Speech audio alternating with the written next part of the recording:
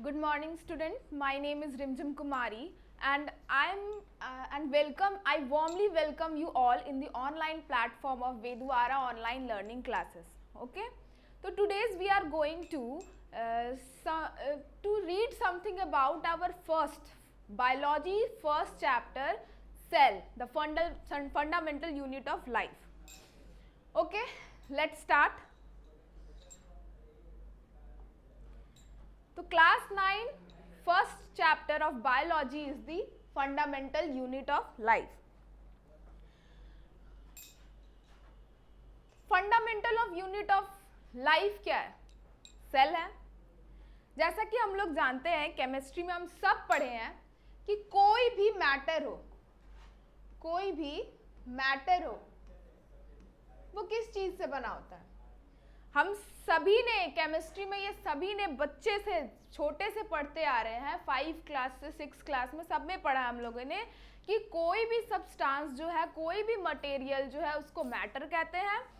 Anything which are surrounding in our surrounding is matter. जिसका weight हो, जिसका density हो, उसका कुछ मास हो, तो उसको क्या कहते हैं? मैटर. तो मैटर बना किस चीज से होता है? तो मैटर बना होता है एटम से. मैटर बना होता है एटम से. सिमिलरली कोई भी लिविंग ऑर्गेनिज्म है, कोई भी लिविंग ऑर्गेनिज्म है, वो किस चीज से बना होता है? सेल से. जिस तरह कोई भी मैटर किस चीज से बना है? एटम से. सिमिलरली कोई भी लिविंग ऑर्गेनिज्म किस चीज से बना है? तो सेल से बना है. एकदम बिल्कुल वही चीज है. जैसे मैटर एटम से बना है, लिविंग ऑर्गेनिज्म सेल से बना है. ठीक है. सेल जो होता है 2 टाइप्स का होता है. सबसे पहले ये देखते हैं कि हम सेल को देख कैसे सकते हैं, सेल होता कैसा है, क्या होता है. तो हमारे एनसीईआरटी बुक में एक एक्सपेरिमेंट है.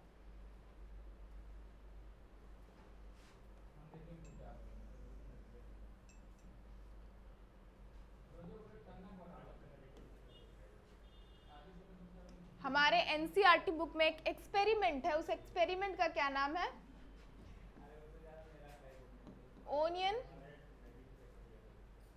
Bulb experiment. Onion bulb experiment. Onion bulb होता क्या है? ओनियन मतलब सबको ही जानते हैं. ओनियन मतलब क्या होता है? प्याज. प्याज को अगर हम काटते हैं बीच से और उसका एक साइड निकालते हैं तो उसके अंदर से एक प्लास्टिक जैसा लेयर होता है, उसको बाहर निकालेंगे. ठीक है. उस प्लास्टिक से लेयर को क्या कहते हैं हम लोग? बल्ब. वैसे उस लेयर को ही बल्ब कहते हैं, लेकिन उस प्लास्टिक के लेयर को ही हम लोग स्टेन करके जब माइक्रोस्कोप में देखते हैं तो हमको सेल का एक्चुअल स्ट्रक्चर दिखता है. आखिर कैसा सेल से वो प्याज बना है. ठीक है. तो जब इस बल्ब को निकाल कर हम लोग माइक्रोस्कोप में देखते हैं. किस में देखते हैं? माइक्रोस्कोप में देखते हैं. तो कैसा स्ट्रक्चर दिखता है? ऐसा. कैसा स्ट्रक्चर दिखता है? ऐसा. ये जो आपको स्ट्रक्चर दिख रहा है, उस बल्ब में इतने सारे सेल दिखते हैं. जितना दूर बल्ब देखेंगे उतना दूर का सेल दिखेगा. तो ये क्या है? ये एक सेल है. ये क्या है? एक सेल है. और ये डिफरेंट बहुत सारे सेल मिलकर क्या बना रहे हैं? एक बल्ब बना रहे हैं. तो ये चीज याद रखिएगा, जैसे कि एटम्स को मिक्स करते हैं तो क्या बनता है? मॉलिक्यूल्स. फिर मॉलिक्यूल्स मिलके क्या बनाते हैं? सब्सटेंस या फिर मैटर. ऐसा होता है. तो इसी तरह सेम टू सेम क्या होता है? सेल जो है, सेल से मिलकर क्या बनता है? टिश्यू. टिश्यू से मिलके क्या बनता है? ऑर्गन. ऑर्गन से मिलकर क्या बनता है? Organ system. और ऑर्गन सिस्टम कंबाइन करके क्या बनाता है? ऑर्गेनिज्म. ठीक है, क्लियर है? क्या क्लियर है कि सेल जो है कंबाइन करके क्या बनता है? टिश्यू। टिश्यू कंबाइन करके क्या बनता है? ऑर्गन। ऑर्गन कंबाइन करके क्या बनता है? Organ system. ठीक है, सब कुछ क्लियर है? जैसे कि एटम कंबाइन करके मॉलिक्यूल्स बनाते हैं, then molecules combine to form a matter, similarly cells combines to form a tissue, tissue combines to form an organ, and then when organ combines it form a organ system, and our whole organ system combine to form an organisms. क्या बनता है? Organism. हमारे body में बहुत से organ system है, respiratory system है, digestive system है, बहुत से एक्सक्रीटरी सिस्टम है। तो ये सारे सिस्टम मिलकर क्या बना रहा है? हमारा बॉडी बना रहा है, ह्यूमन बॉडी बना रहा है। तो सिमिलरली ऐसा ही होता है, सेल कंबाइन करके टिश्यू, टिश्यू कंबाइन करके ऑर्गन, ऑर्गन कंबाइन करके organ system, and then organ system combine करके ऑर्गेनिज्म। तो यही क्या बता रहा है, ये ओनियन बल्ब जब देख रहे तो ढेर सारे सेल कंबाइन करके क्या बना रहे हैं? ये टिश्यू बना रहे हैं। तो इस टिश्यू को जब हम ऑब्जर्व करते हैं माइक्रोस्कोप में अच्छे से, तो हमको सेल का स्ट्रक्चर दिखता है। सेल के स्ट्रक्चर में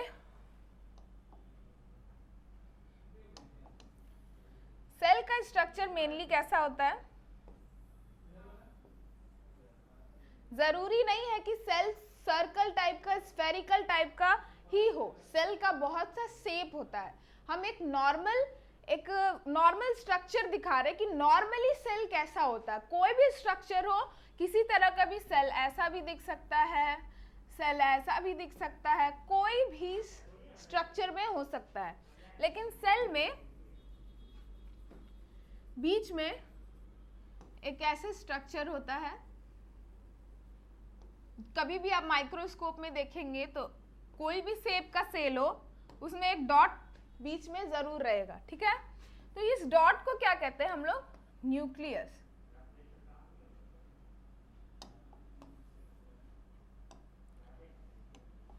इस डॉट को हम लोग क्या कहते हैं? न्यूक्लियस। ठीक है, इसी न्यूक्लियस के बाद एक सेल में बहुत से डॉटेड स्ट्रक्चर और बहुत से अलग अलग शेप के क्या होते हैं? ऑर्गेनल्स होते हैं। ये जो है ये सब क्या है? ऑर्गेनल्स। और ये क्या है? साइटोप्लाज्म।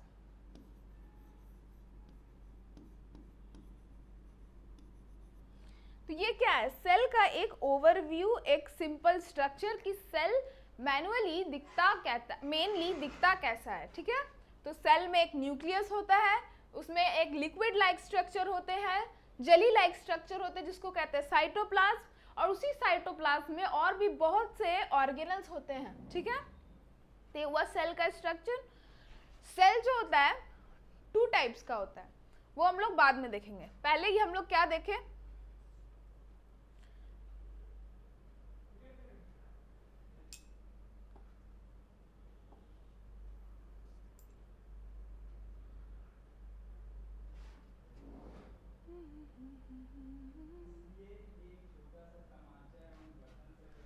क्या देखें कि मैटर जो है किस चीज से बना होता है? एटम से। उसी तरह हमारा बॉडी किससे बना हुआ है? सेल से।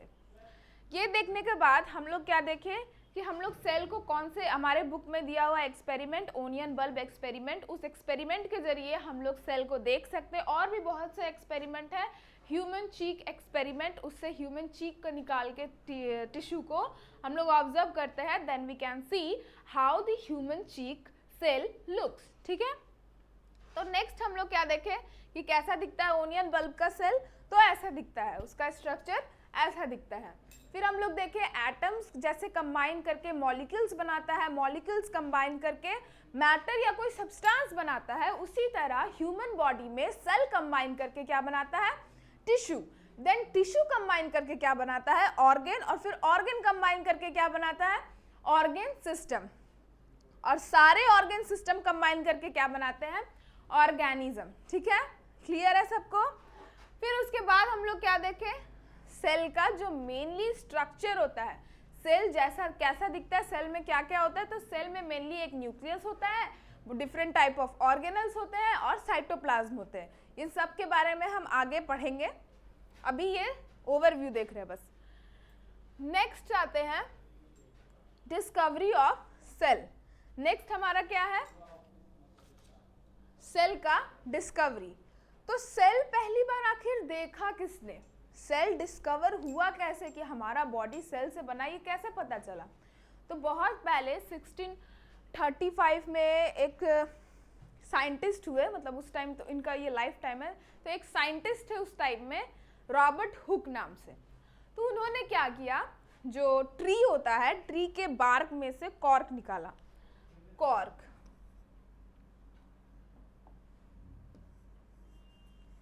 कॉर्क, कॉर्क क्या है? जब कोई भी देखते हैं बहुत पुराना जो ट्री होता है उसका ब्रांच, ट्रंक में से खाल जैसा निकलने लगता है, ठीक है? उसी चीज को हम लोग निकाल के, उन्होंने क्या किया, निकाल के अपने खुद के डिजाइन किए हुए माइक्रोस्कोप में ऑब्जर्व किया। जब उन्होंने ऑब्जर्व किया तो उन्हें क्या दिखा,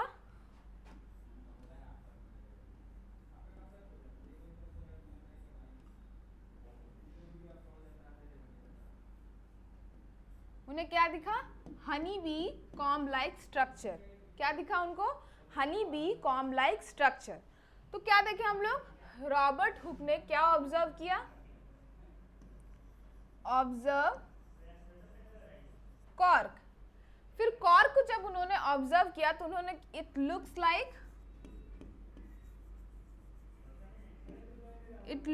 लाइक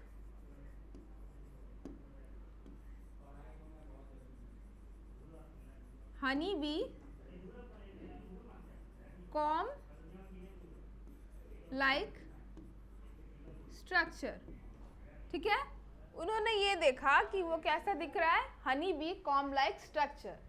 फिर उन्होंने इस स्ट्रक्चर को क्या नाम दिया, सेल। क्या नाम दिया, सेल। ये सेल जो है एक लैटिन वर्ड से डिराइव किया गया है, उस वर्ड का क्या है, क्या नाम है, सेलुले, और इसका मीनिंग क्या है, लिटिल रूम या फिर small room, like compartment, like compartment.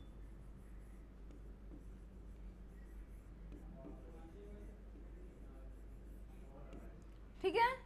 क्या देखा हम लोगों ने कि रॉबर्ट हुक नाम के एक साइंटिस्ट थे, उन्होंने ट्री के बार्क में से एक कॉर्क निकाला, उसको ऑब्जर्व किया। उन्होंने जब उसको ऑब्जर्व किया तो उन्हें क्या दिखा, वो कैसा दिख रहा था, तो it looks like a honey bee comb like structure. तो इस स्ट्रक्चर को उन्होंने क्या नाम दिया, सेल। क्या नाम दिया, सेल। सेल जो है कौन से वर्ड से डिफाइन है, तो लैटिन वर्ड से डिफाइन किया गया, लैटिन वर्ड से लाया गया, जिसका लैटिन वर्ड क्या है, सेल्यूले। क्या है, सेल्यूले। इसका मीनिंग क्या है, लिटिल रूम लाइक कंपार्टमेंट। क्या है, लिटिल रूम लाइक कंपार्टमेंट। तो ये जो कुछ भी रॉबर्ट हुक ने डिस्कवर किया, ऑब्जर्व किया, कुछ भी, उन्होंने इस चीज को अपने एक बुक में लिखा जिसका नाम था माइक्रोग्राफिया। इनके बुक का नाम क्या था,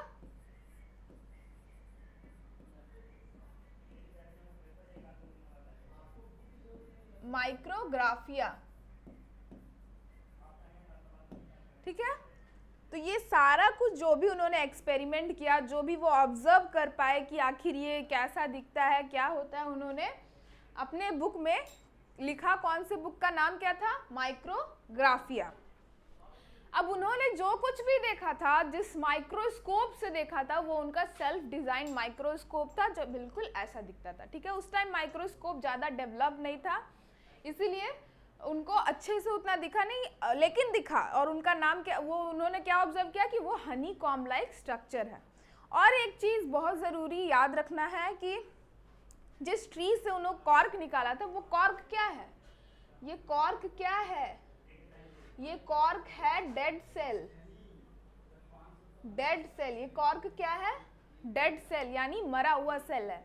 डेड सेल क्यों कह रहे हैं, क्योंकि ट्रीज जो होता है, ट्रीज के जो बड़ा बड़ा ट्रीज होता है, जिसका ट्रंक होता है, वो ट्रंक में वो जो बार्क वगैरह जो निकल जाते हैं, वो मरे हुए सेल होते हैं, वो जिंदा सेल नहीं होते। अब किसी के बॉडी में मरा हुआ सेल कैसे है, तो हमारे बॉडी में भी बहुत से डेड सेल हैं। जैसे कि फॉर एग्जाम्पल आवर नेल, हमारा जो नाखून होता है वो डेड सेल, मरा हुआ सेल होता है। क्यों? क्योंकि अगर इसको तोड़ते तो हमें दर्द होता है, बिल्कुल नहीं। इसीलिए कहते हैं ये क्या है, डेड सेल। हमारा हेयर, हमारा बाल क्या है, डेड सेल, मरा हुआ सेल है। क्यों? क्योंकि इसको भी जब हम लोग बीच से तोड़ रहे हैं, जड़ से तोड़ने पे दर्द होता है। क्यों? क्योंकि वो जड़ में सेल है, लिविंग सेल है। लेकिन जब ऐसे बीच में से तोड़ते हैं तो क्या दर्द होता है? बिल्कुल नहीं, क्योंकि हमारा हेयर जो है डेड सेल है। ठीक है, क्लियर है? रॉबर्ट हुक के बारे में हम लोग ने सब कुछ देख लिया। अब नेक्स्ट साइंटिस्ट जो है, रॉबर्ट हुक ने तो डेड सेल देखा। पहली बार किसी ने सेल देखा तो कौन था?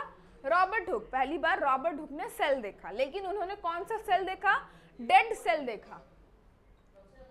हमारे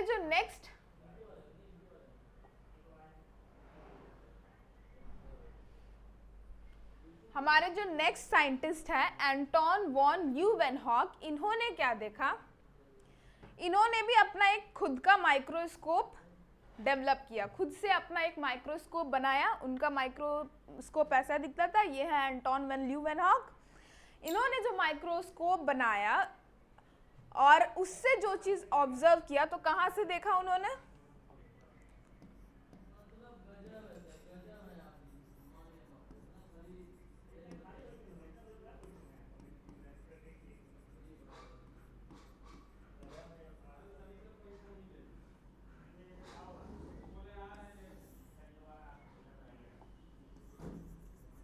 उन्होंने एक पॉन्ड में से एक सेल को निकाला।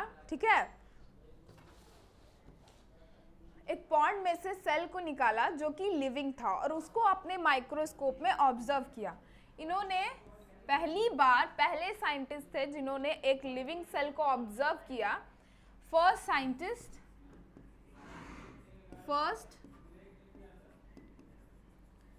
Scientist to observe living cell,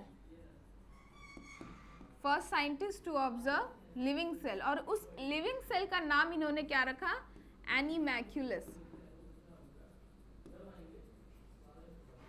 ठीक है, क्या रखा नाम? एनीमैक्युलस।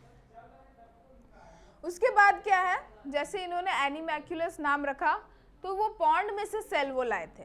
फिर और भी बहुत से डिफरेंट टाइप ऑफ सेल उन्होंने ऑब्जर्व किए, और जो जो सेल उन्होंने ऑब्जर्व किए वो उन्होंने पहली बार, यही साइंटिस्ट थे जो पहली बार वो सब सेल जो है ऑब्जर्व किए। इन्होंने किया स्पर्म ऑब्जर्व किया, आरबीसी ऑब्जर्व किया, एटसेट्रा, बहुत से सेल।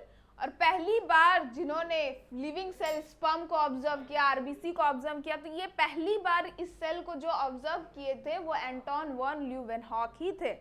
तो पहला scientist, first scientist who observe a living cell is Anton van Leeuwenhoek, and the first scientist who discover and observe a cell is Robert Hooke. ठीक है, next scientist में जैसे जैसे माइक्रोस्कोप डेवलप होते जा रहा है, वैसे वैसे ऑब्जर्वेशन हम लोग का ऑब्जर्वेशन करने का कैपेबिलिटी है वो भी डेवलप करते जा रहा है। जैसे कि पहले डेड सेल ऑब्जर्व किए, देन हम लोग लिविंग सेल ऑब्जर्व किए। अब उसके बाद जो साइंटिस्ट थे रॉबर्ट ब्राउन, इन्होंने क्या ऑब्जर्व किया? इन्होंने ऑब्जर्व किया न्यूक्लियस। इन्होंने ऑब्जर्व किया न्यूक्लियस। नेक्स्ट जो साइंटिस्ट आए, जेई पुरकिंजी, इन्होंने क्या ऑब्जर्व किया? प्रोटोप्लाज्म।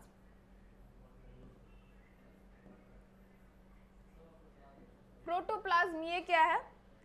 ये सेल जो है एक प्लाज्मा मेम्ब्रेन से कवर्ड होता है और सेल में साइटोप्लाज्म होता है, तो दोनों स्ट्रक्चर को मिला के हम लोग कहते हैं प्रोटोप्लाज्म। तो उन्होंने क्या देखा? प्रोटोप्लाज्म ऑब्जर्व किया। तो इस तरह हम क्या देख रहे हैं कि जैसे जैसे टाइम डेवलप्ड होते जा रहा है, जैसे जैसे माइक्रोस्कोप डेवलप होते जा रहा है, वैसे वैसे साइंटिस्ट जो है नया नया चीज़ ऑब्जर्व कर रहे हैं। जैसे कि रॉबर्ट हुक ने डेड सेल देखा, फिर नेक्स्ट एंटोन वॉन ल्यूवेनहॉक ने लिविंग सेल देखा, फिर नेक्स्ट रॉबर्ट ब्राउन ने न्यूक्लियस देखा, और फिर लास्टली जेई पुरकिंजी ने क्या देखा? प्रोटोप्लाज्म देखा। ठीक है, क्लियर है? ये समझ में आ गया कि डिस्कवरी ऑफ सेल कैसे हुआ। अच्छा, सेल के डिस्कवरी के बाद हम लोग एक चीज और पढ़ते हैं, इम्पॉर्टेंट है। सेल जो होता है ना वो 2 टाइप्स का होता है। सेल कितने टाइप्स के होते हैं? 2 टाइप्स के। पहला है यूकैरियोटिक सेल, पहला क्या है? यूकैरियोटिक सेल, और दूसरा क्या है? Prokaryotic cell. Prokaryotic cell. 2 type के सेल होते हैं, eukaryotic cell and prokaryotic cell. पहला type of cell eukaryotic cell and then prokaryotic cell. ठीक है, पढ़ तो लिए कि सेल 2 टाइप्स के होते हैं, यूकैरियोटिक एंड प्रोकैरियोटिक। होते क्या है यूकैरियोटिक प्रोकैरियोटिक? क्यों डिवाइड कर रहे हैं, किस बेसिस पे डिवाइड कर रहे हैं? तो किस बेसिस पे डिवाइड कर रहे हैं? तो न्यूक्लियस के डेवलपमेंट के बेसिस पे। यूकैरियोटिक सेल जो होते हैं, यू मतलब क्या होता है? न्यू होता है। यू मतलब क्या होता है? न्यू होता है, ठीक है। और प्रो मतलब क्या होता है? ओल्ड होता है। प्रो मतलब क्या होता है? ओल्ड होता है। तो इसको न्यू क्यों कह रहे हैं, इसको ओल्ड क्यों कह रहे हैं, किस बेसिस पे कह रहे हैं भाई? तो यूकैरियोटिक को हम लोग न्यू सेल इसलिए कहते हैं क्योंकि इसमें होता है वेल डिफाइंड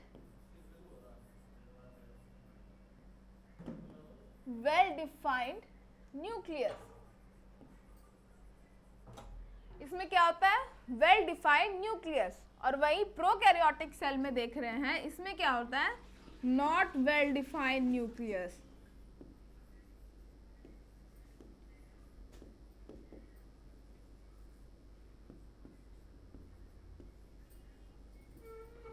ठीक है, इसको वेल डिफाइंड क्यों कह रहे हैं? इसको वेल डिफाइंड इसलिए कह रहे हैं क्योंकि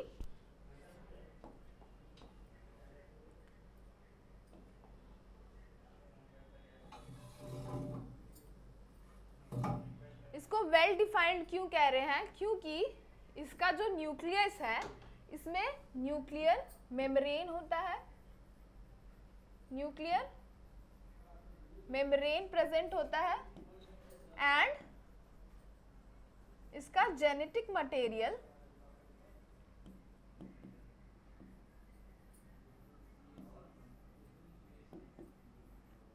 is also developed.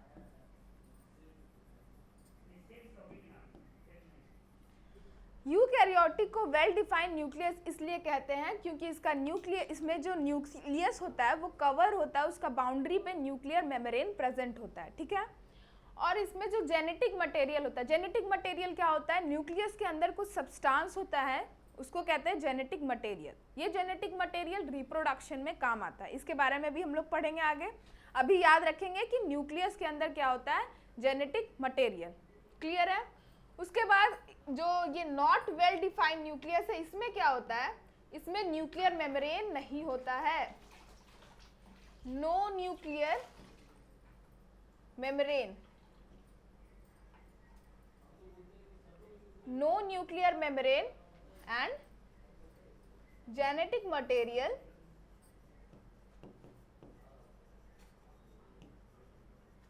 is also not well developed. यही 2 इंपॉर्टेंट फीचर है यूकैरियोटिक के और प्रोकैरियोटिक के, कि इसमें वेल डिफाइंड न्यूक्लियस होता है, इसमें वेल डिफाइंड न्यूक्लियस नहीं होता है। वेल डिफाइंड न्यूक्लियस क्यों कह रहे हैं? क्योंकि इसमें न्यूक्लियर मेम्ब्रेन प्रेजेंट होता है और इसका जेनेटिक मटेरियल काफी डेवलप्ड होता है।